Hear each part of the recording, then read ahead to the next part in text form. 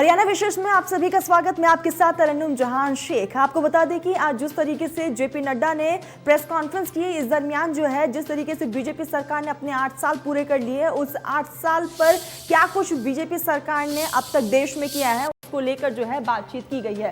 तो यहाँ पर मीडिया से मुखातिब हुए। आपको बता दें कि मोदी सरकार के 8 साल पूरे होने के अवसर पर बीजेपी अध्यक्ष जेपी नड्डा ने प्रेस कॉन्फ्रेंस की और इस दौरान उन्होंने नमो ऐप का नया संस्करण भी लॉन्च किया। उन्होंने कहा कि इनमें 8 साल की उपलब्धियों का ब्यौरा होगा।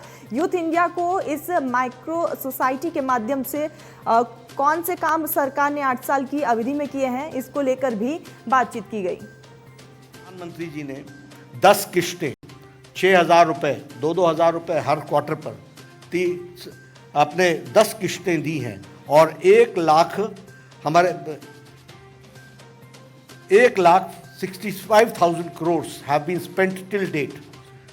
700 जगहों पर हमारे बहुत बड़ा किसान सम्मेलन होगा। 700 प्लेसेस पे हमारे मिनिस्टर्स होंगे।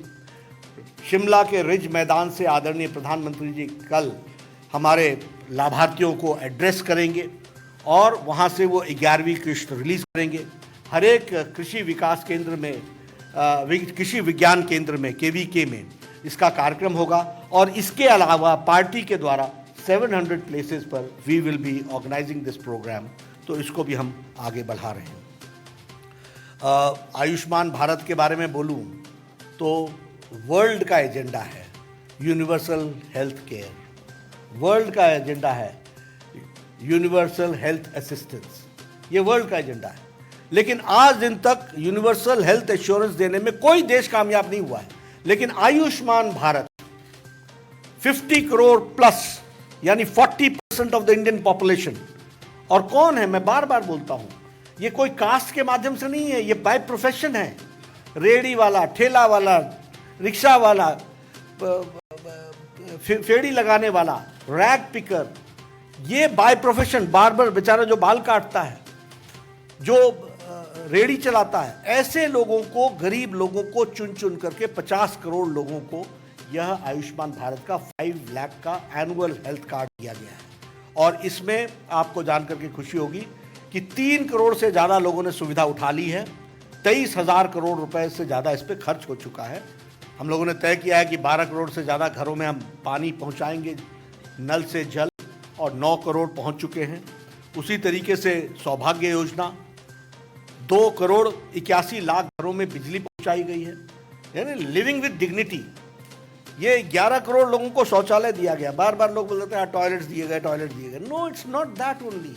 देश में 70 साल की आज़ादी के पश्चात डिग्निटी के साथ जी नहीं पा रहे थे, ये स्थिति थी। और मोदी जी ने 8 साल के अंदर उनको लाइफ विद डिग्निटी देने का काम किया है।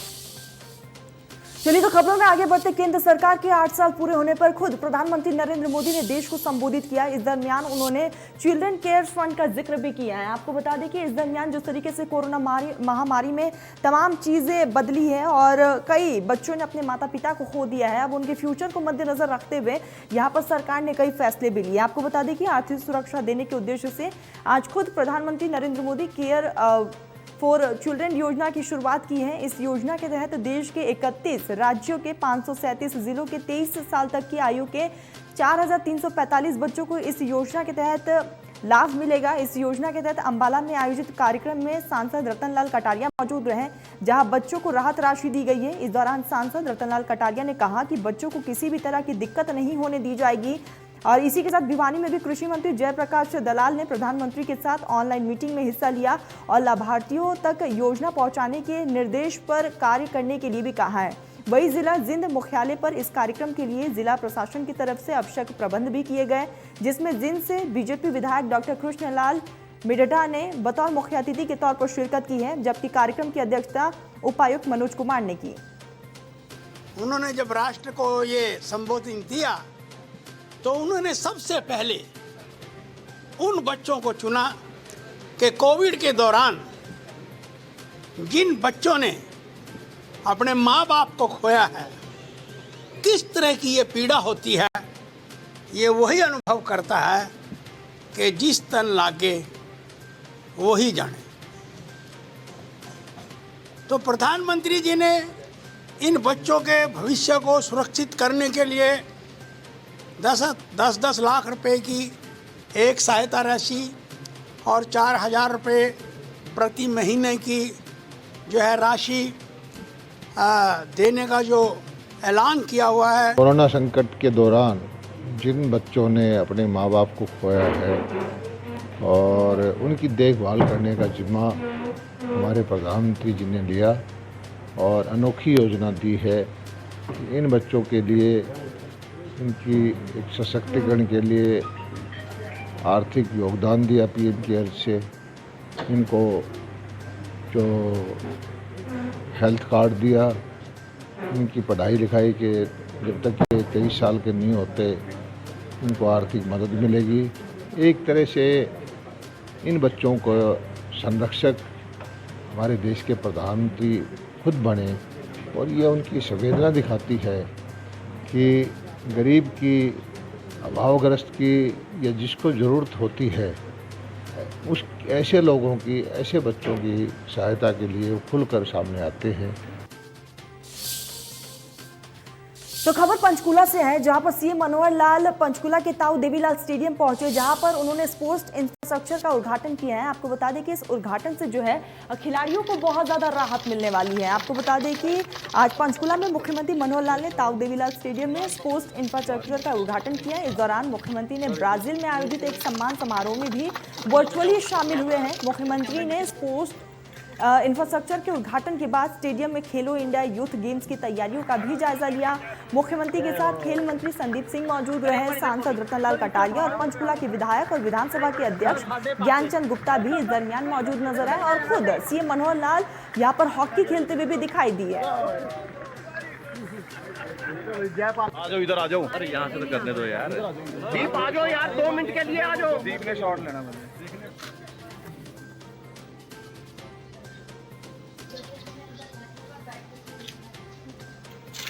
चलो चलो ध्यान से चलना, ध्यान से चलो।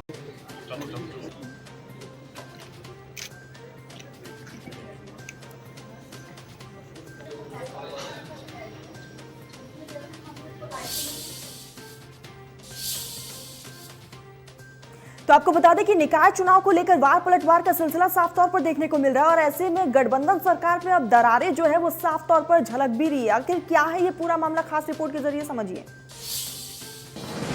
क्या गठबंधन में पड़ने लगी दरार? निकाय में बीजेपी जेजेपी के रास्ते अलग। निकाय चुनाव के लिए नामांकन का दौर शुरू हो चुका है। 18 नगर परिषद और 28 नगर पालिकाओं के लिए 19 जून को वोट डाले जाएंगे। लिहाजा सभी राजनीतिक दल अपनी अपनी रणनीति बनाने में जुटे हैं। बीजेपी ने सिंबल पर निकाय चुनाव लड़ने का फैसला लिया है, यानी शहर की सरकार में बीजेपी और जेजेपी का गठजोड़ नहीं रहेगा। सत्ता में भागीदार जेजेपी निकाय चुनाव अपने बूते अपने ही सिंबल पर लड़ेगी। जेजेपी के राष्ट्रीय अध्यक्ष अजय चौटाला ने खुद ये जानकारी दी और बीजेपी पर गठबंधन धर्म तोड़ने का आरोप लगाया। हमने तो जब से सरकार बनी है गठबंधन धर्म निभाया है। पीछे 2 बाई इलेक्शन हुए विधानसभा के, उनमें भी हमने उनका साथ दिया और उन्हें चुनाव लड़वाया। अब उनका पार्टी का ये निर्णय है कि हम ये चुनाव फ्रेंडली लड़ेंगे और अलग लड़ेंगे, तो ये उनका निर्णय है, वो फ्रेंडली लड़ लेंगे। अब जब उनका फैसला है, ये हमारा फैसला नहीं है। हमने तो अब भी यही कहा था बार बार कि हम मिल कर के लड़ेंगे। हमारी तरफ से किसी ने कभी आज तक कहा हो कि हम इंडिपेंडेंट लड़ेंगे तो बताओ जी। अब उनका निर्णय है, ये उनसे पूछो। अजय चौटाला ने उठाए सवाल, बीजेपी पर गठबंधन धर्म तोड़ने का आरोप। अजय चौटाला ने यह भी साफ किया कि वो गठबंधन में ही निकाय चुनाव लड़ना चाहते थे, जिसकी तैयारियां भी कर ली गई थी, लेकिन भाजपा के कुछ नेताओं ने अकेले ही चुनाव रण में उतरने की रणनीति तैयार की। अजय चौटाला ने बीजेपी नेताओं का नाम तो नहीं लिया, लेकिन निशाने पर जरूर लिया। भविष्य में गठबंधन रहेगा या नहीं, इसकी गेंद भी बीजेपी के पाले में डाल दी। जेजेपी सिंबल पे चुनाव लड़ेगी? बिल्कुल लड़ेंगे। शहरी निकाय के चुनाव शहर के स्थानीय मुद्दों पे ही लड़े जाते हैं, उन्हीं के मुद्दों पे लड़ेंगे। जिसे कल मीटिंग में था चौधरी वीरेंद्र सिंह ने कहा था कि चुनाव बीजेपी को अकेले में लड़ना चाहिए। जबकि सहयोगी पार्टी जेजेपी है। तो वो पहले उनको कोई मीटिंग में ऐसी प्लेटफॉर्म पे बातचीत नहीं वो हुई? उनको उचाना प्लेटफार्म पे पता लग जाएगा। गौरतलब है कि निकाय चुनाव को लेकर कांग्रेस ने अभी स्थिति साफ नहीं की है, लेकिन इनेलो और आम आदमी पार्टी सिंबल पर ही दमखम दिखाएंगी। नानून से हरकेश जांगड़ा, इंडिया न्यूज हरियाणा।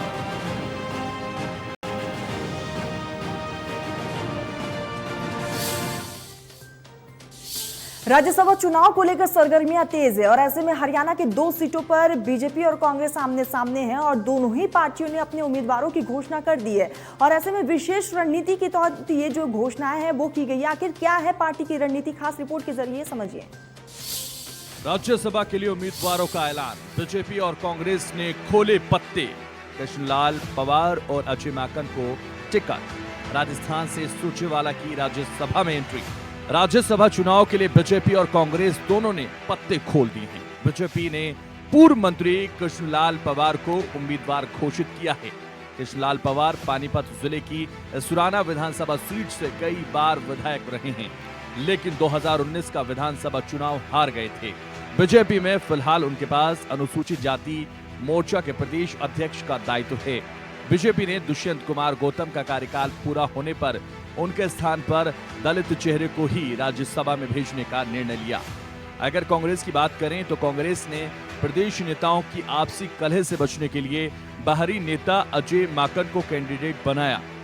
अजय माकन दिल्ली कांग्रेस के अध्यक्ष भी रह चुके हैं और गांधी परिवार के नजदीकियों में शामिल हैं। अजय माकन जी कांग्रेस के वरिष्ठ नेता हैं और रणनीतिकारों में हैं और पंजाब में, हरियाणा में ये महसूस किया जा रहा था कि पंजाबी वर्ग को हम जितना महत्व देना चाहते हैं उतना नहीं दे पा रहे हैं, जबकि हमने यूथ कांग्रेस का प्रदेश अध्यक्ष भी पंजाबी बनाया पंजाबी वर्ग से, पर लेकिन इससे भी मुझे ऐसा महसूस हुआ कि ये वर्ग या ये जो समुदाय है संतुष्ट नहीं है।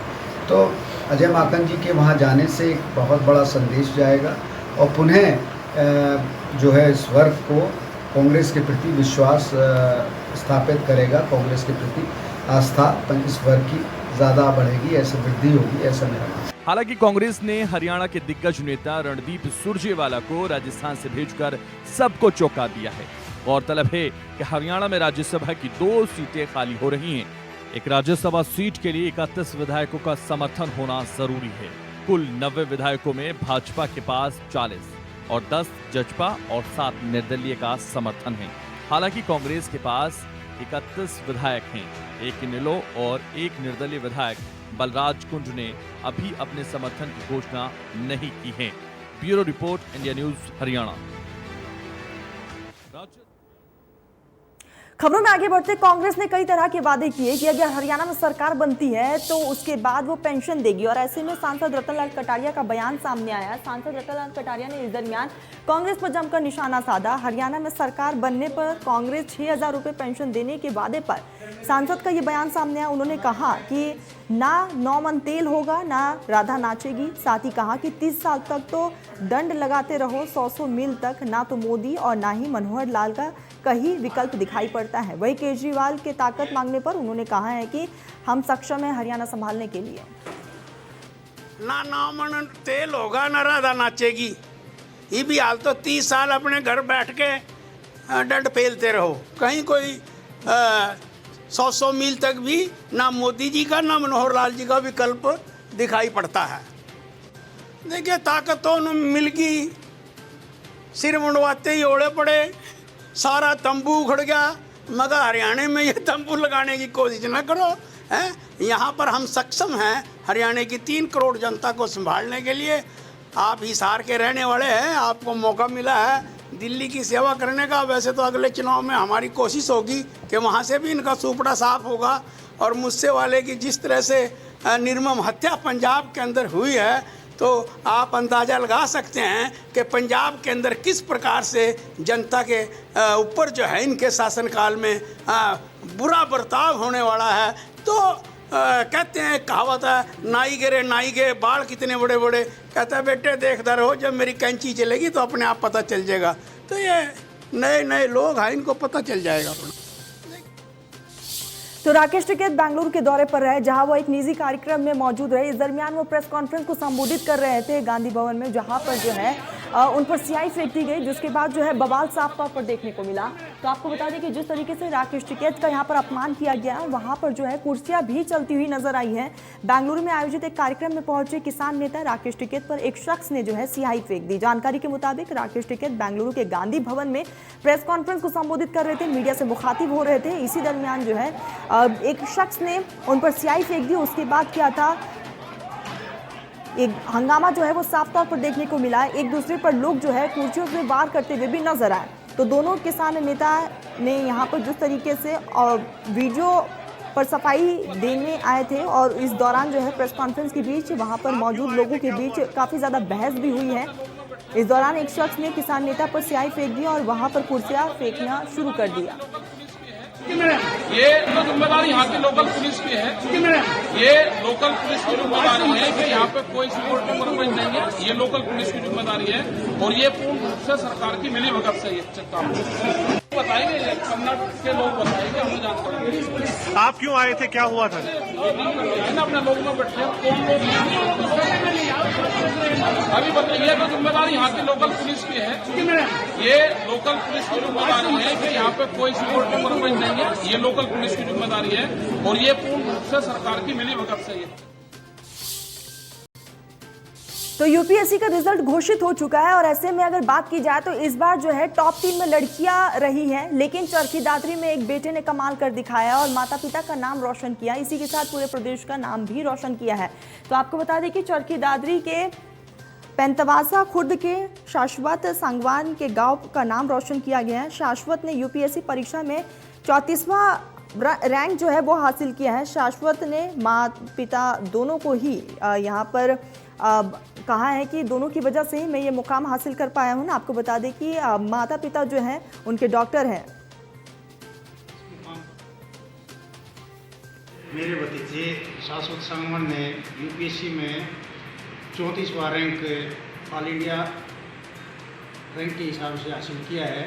आज पूरे परिवार व गांव सभी मौजूद आदमियों ने मिलकर खुशी मनाई व इस अवसर पर शाश्वत सांगवान को बहुत बहुत बधाई देते हैं।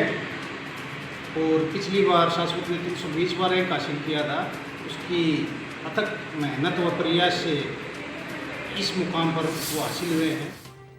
तो इस बार यूपीएससी के रिजल्ट में लड़कियों ने अपना दबदबा और परचम लहराया है, और ऐसे में बहादुरगढ़ की बेटी ने भी प्रदेश का नाम रोशन किया है। तो आपको बता दें कि बहादुरगढ़ की बेटी ने यूपीएससी के रिजल्ट में अपना नाम रोशन करते हुए पूरे प्रदेश का नाम रोशन किया है। फिलहाल हरियाणा विशेष में बस इतना ही। देश दुनिया की तमाम बड़ी खबरों के लिए आप देखते रहिए इंडिया न्यूज।